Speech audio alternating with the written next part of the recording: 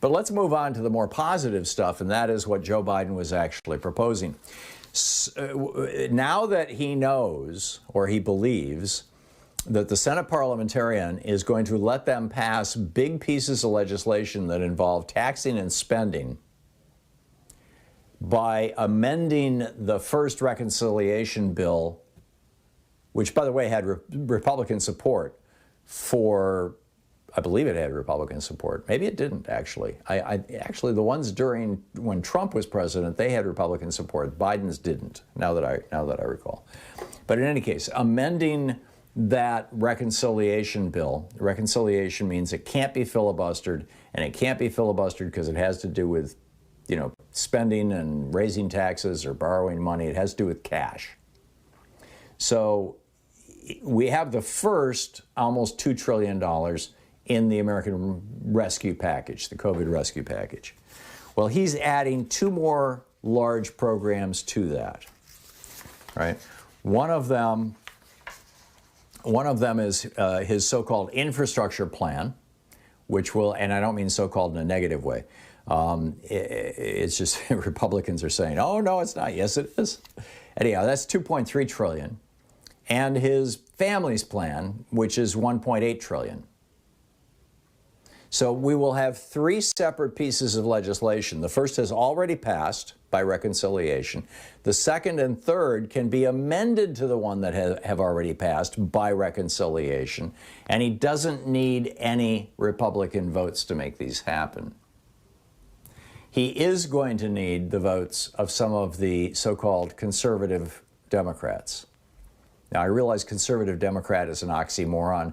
I generally prefer to call them, Democrats who take corporate money, or wholly owned Democrats, or whatever you want to call it.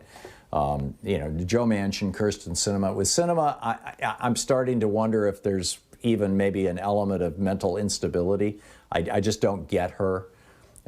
With Joe Manchin, I realize he's doing this real delicate dance. He's got a state that went 30-40% for Donald Trump,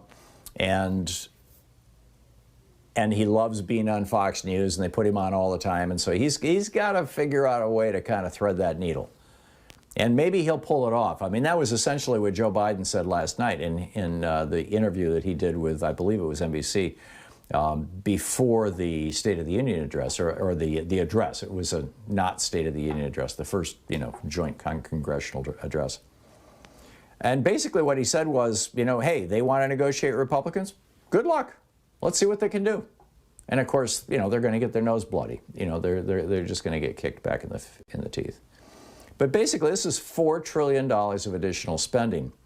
And at least $2 trillion of it is going to be paid for, very simply, by taking the capital gains tax, which we debated yesterday with Charles Sauer, which is a perfect setup, taking the capital gains tax back to where it was when Donald Trump came into office, which, by the way, was much lower than where it was when George W. Bush came into office.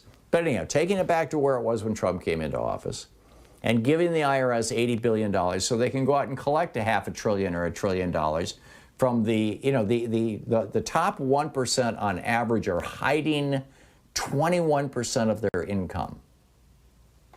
The rest of us don't even have the ability to do that. Our income gets reported, every week to the IRS by our employers.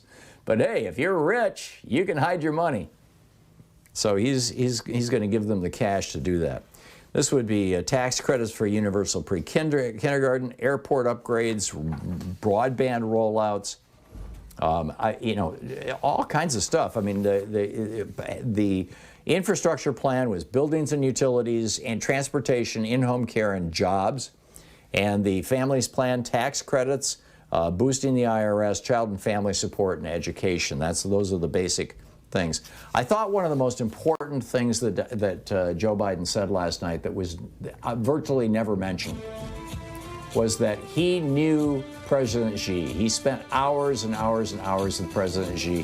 He had this conversation with President Xi of China over and over and over again, where Xi said, you guys in America will never succeed. We will always beat you because we're authoritarian and we can simply make decisions. We don't have to run, we don't have to vote. We don't have to care what the people say.